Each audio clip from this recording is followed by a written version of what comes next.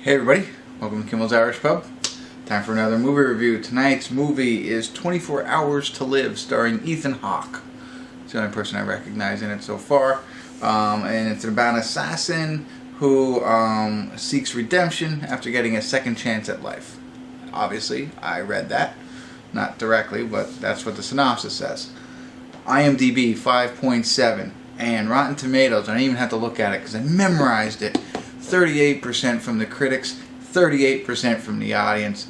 Very low expectations. I don't know how I found this movie, but it's available. So I am going to watch it, and I am going to tell you what it's really about, and I am going to share my opinions about the film with you. Maybe we'll find a hidden gem. So stick around. I'll get into it a little bit. I'll check back in and let you know how it's going. Alright, thanks for tuning in. See ya. Hey everybody. Time for a quick check-in. We're watching 24 Hours to Live. We're actually at the 54-minute and 12-second mark. The movie's only an hour and 33 minutes, so there's only like 40 minutes left in the movie. And it just dawned on me that I haven't checked in. I totally forgot. So, although this movie isn't incredible, it had me interested enough to forget. Like, normally sometimes you're watching movies like, oh, I'll do a check-in here. I actually totally forgot. So that says something, I think, for the film. Again, very low expectations, and it's nothing amazing, but it has captured my interest, to say the least. So a little bit more on the background of this. So Ethan Hawke is an assassin, independent contractor of sorts, and he's on hiatus. And some type of military person or something like that comes to try and hire him and wants him to get back into the game. Some background on Ethan. Ethan's character: he had a wife and a son who has died prior to this interaction with the military guy. So I haven't found out what happened there. Just know that he's had that loss. But he's on hiatus. He's taking a break from being an assassin. The guy gives him an offer he can't refuse.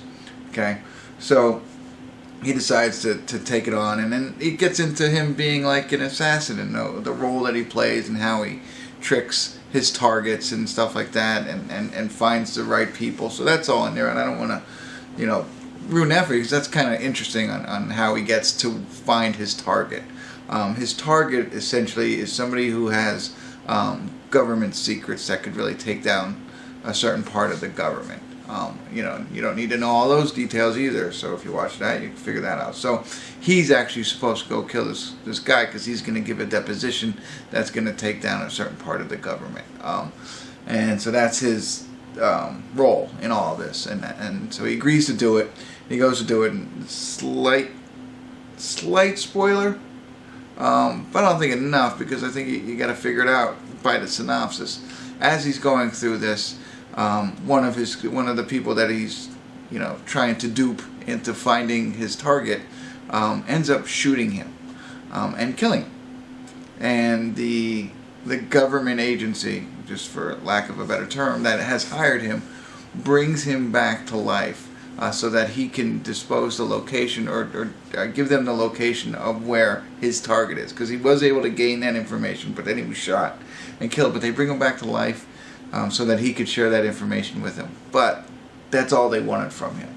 And therefore, they're doing some kind of medical experiment on a lot of people. But it works for him, and he's got like 24 hours to live, essentially. So when they bring you back to life, it's not enough to keep you alive forever.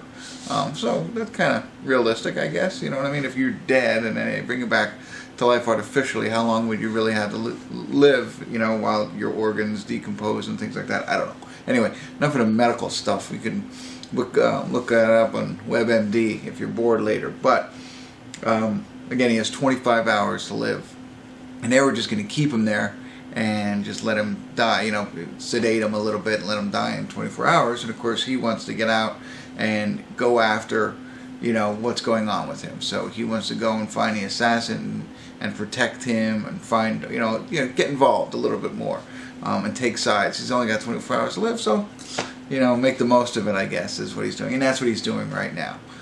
So he's going out and he's trying to find his target and actually protect him or at least find out what's going on. Maybe not so much protect him, find out what's going on in order to make a determination on what he wants to do with the rest of his life. So again, I think it's interesting.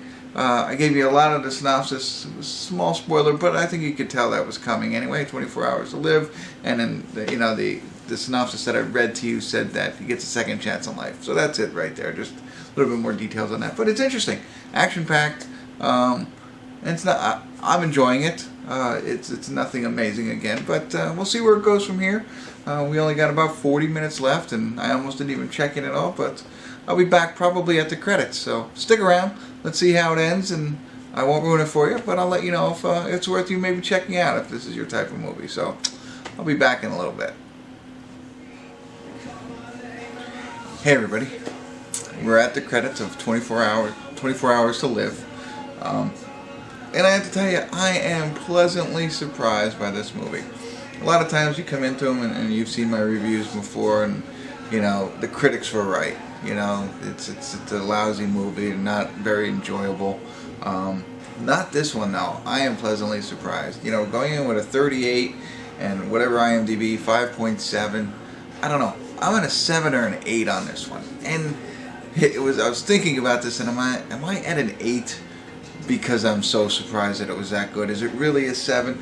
I don't think that matters. Nobody's writing it down and looking that up. But let me tell you, you know the whole synopsis of this film, and you've seen films like this before. Assassin films involving revenge and redemption. You've seen all of that before many times, like Crank, I think is one, or The Machinist. Is that what it is? I don't know. Jason Statham movies, right? But okay, so Ethan Hawke is the assassin. Now he doesn't have the martial arts skills that a Statham does, or even a lot of the other actors out there that bring that martial arts to it and stuff like that. So he doesn't have that aspect of it. That's missing from this movie. I'm not saying missing. That's not in this movie. It's not needed. You don't need all that fancy stuff. He can take out guys just rather quickly, just using normal, I guess, combat type moves, in which he does. And a lot of it is unrealistic, but I think the whole part of bringing him back to life is unrealistic. But other than that, I think it's an enjoyable action movie that you just might like. I mean, I liked it. Like I said, I almost forgot to do an initial check-in because I was really enjoying the film. And then, watching the end of it, how's it going to end? What's going to happen here? And I mean, there's no major, like, aha, there's small twists, but, nothing like, really turns your head around. It's like, oh, I didn't even think of that kind of stuff. I mean, it's kind of predictable in a sense, but still worth watching the film. I encourage those people who are into these action films or assassin films, or even if you like Ethan Hawke, check this movie out. Some of the things that I forgot to mention, not very big points. This takes place in South Africa. Not a big deal there. It could have taken place anywhere. You don't really need to know that. Throughout his adventure, if you will, as he's going through, after he comes back to life, one of the things that he suffers from is hallucinations, and he keeps seeing his son everywhere, and he's trying to interact with him, and he's not really there. So that's part of it too. I mean, you can imagine if you're dead and you come back to life, there's got to be some complications. That's one of his. There are things that I just forgot to mention along the way. Not that big of a deal, but the fact that his son and wife are already dead, and they're calling out to him, and he's gonna die. So that's all building on this plot, and his friend was a guy who recruited him to do this job, become an assassin, and then was okay with him coming back to life, even though he had 24 hours to live. So that's all part of it, and it all works well. I mean, I thought it all works well. There's, maybe I'm sure there's some plot holes, but you don't care about that if there is. It's not. There are no glaring holes that you would, throw the film out. So I think it all works well. They have comments in the beginning about fishing. They come back to it at the end. I don't know. I think you should check this out. If you like those types of films, or these types of films, check it out. I want to hear what you think. I'm pleasantly surprised, and maybe you will be too. But thanks for tuning in. Kimmel's Irish Pub. See ya.